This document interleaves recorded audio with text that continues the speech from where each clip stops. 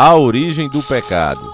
Muitos evangélicos, católicos, cristãos pelo mundo inteiro, às vezes se pegam imaginando o que teria acontecido se os primeiros seres humanos, Adão e Eva, não tivessem pecado. Se não existisse aquela serpente ou se Eva não tivesse sido seduzida por ela, o que teria acontecido? Como seria a humanidade nos dias atuais? É dito que até aquele momento não existia o falecimento, nem doenças, nem os animais que hoje comem carne, os carnívoros, se alimentavam assim. O leão e o tigre, eles eram dóceis como um animalzinho doméstico, feito para servir ao homem. Mas por causa do pecado, tudo isso mudou. O mundo que até então estava em perfeita harmonia, mudou da água para o vinho, a partir do momento que Eva foi seduzida pelaquela serpente. Mas que serpente era essa? Qual a sua origem? Poderia ser ela um anjo caído? A Bíblia relata seres com feições semelhantes a de répteis, semelhantes a cobras, e não fala bem desses seres. Nós vamos ver os detalhes disso junto com uma nova descoberta que está sendo notícia no mundo, numa mídia americana. Traduzindo literalmente para a nossa língua, diz o seguinte: últimas notícias. Algo parecido com monstros foi encontrado nas profundezas de uma pirâmide egípcia. Pela primeira imagem que você está vendo, meus nobres e queridos irmãos, para quem não me conhece, eu sou o Davi, seja muito bem-vindo ao canal Encarando o Sobrenatural, mas por essa imagem nós vemos claramente que isso parece ser seres de outro planeta. E como eu sei que você está curioso e nós não temos tempo a perder, pegue o restinho de dobradinha e vamos iniciar o nosso quadro.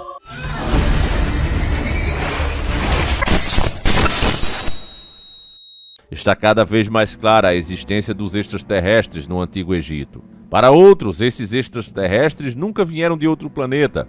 São o que as Sagradas Escrituras chamam de anjos caídos. Anfíbios e répteis, rostos onde lembram rãs, largatos que têm rosto de serpentes. Talvez seja da mesma história bíblica, onde havia um ser que seduziu Adão e Eva, e como castigo passou a rastejar. Apocalipse 16:13 diz o seguinte: então vi saírem da boca do dragão, da boca da besta e da boca do falso profeta, 3 espíritos imundos semelhantes a rãs. 14. Tem espíritos de demônios que realizam sinais milagrosos. Eles vão aos reis de todo o mundo, ou seja, nas lideranças. A finalidade é a de reuni-las para a batalha do grande dia do Criador Todo-Poderoso. O próprio Filho de Deus também pode ter se referido a eles. Em Mateus 12:34 a 35, está escrito o seguinte: raça de víboras, como podem vocês, que são maus, dizer coisas boas? Pois a boca fala do que o coração está cheio. O homem bom tira boas coisas da bondade que entesoura no coração, mas o homem mau da sua maldade tira coisas más. É interessante analisarmos o que está escrito aqui. Pode ter sido só um desabafo para algumas pessoas? Pode. Mas quando ele classifica raça de víboras, parece falar de toda uma espécie. Quando ele diz que são maus, também parece confirmar isso, que vem de uma origem, de um tipo de ser. São raças de víboras e que são maus, e que não vão jamais dizer coisas boas, pois o seu coração está cheio de maldade. Então, quando olhamos também para os seres que nos apresentam como alienígenas, classificados como um tal de Grey, você também vê os seus olhos muito sombrios. Esses olhos sombrios, é-nos dito, e os antigos sabiam bem disso, que os olhos são a janela da alma. Quem é bom observador sabe pelo olhar da pessoa se ela está feliz, se ela está entediada e se ela tem ódio. O ódio, até para quem não é observador, se percebe rapidamente quando a pessoa está com um olhar mau. O mesmo olhar que podemos observar na pintura de Alexandre Carbanel. Um olhar de maldade, um olhar de vingança, de ódio puro. Será que de fato o que Cristo falava era dessa descendência? Que talvez tenha se originado do cruzamento das mulheres mortais, filhas dos homens, com os filhos de Deus, os anjos caídos?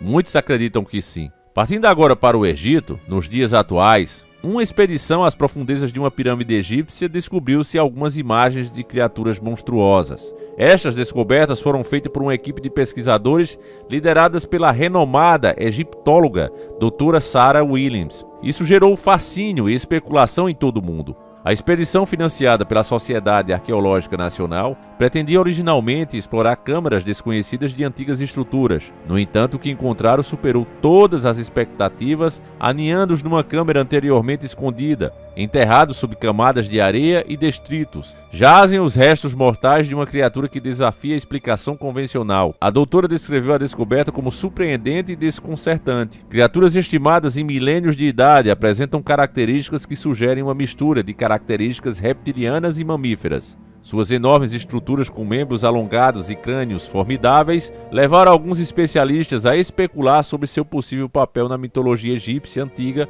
ou em práticas ritualísticas. Essa descoberta desafia a nossa compreensão das civilizações antigas, comentou isso a doutora Williams. A preservação meticulosa dessas criaturas dentro da pirâmide levantam questões intrigantes sobre o seu significado para a cultura que construiu essas estruturas monumentais. A descoberta dessas criaturas provoca uma reavaliação das antigas crenças e práticas egípcias, sugerindo uma complexa tapeçaria de motivos religiosos e culturais ainda não totalmente decifrados. À medida que os investigadores documentam e analisam meticulosamente essas estruturas, o mundo aguarda ansiosamente por mais informações sobre esses enigmas. Tudo isso promete remodelar a nossa compreensão sobre civilizações antigas e da sua relação com os reinos místicos que continuam a cativar a nossa imaginação.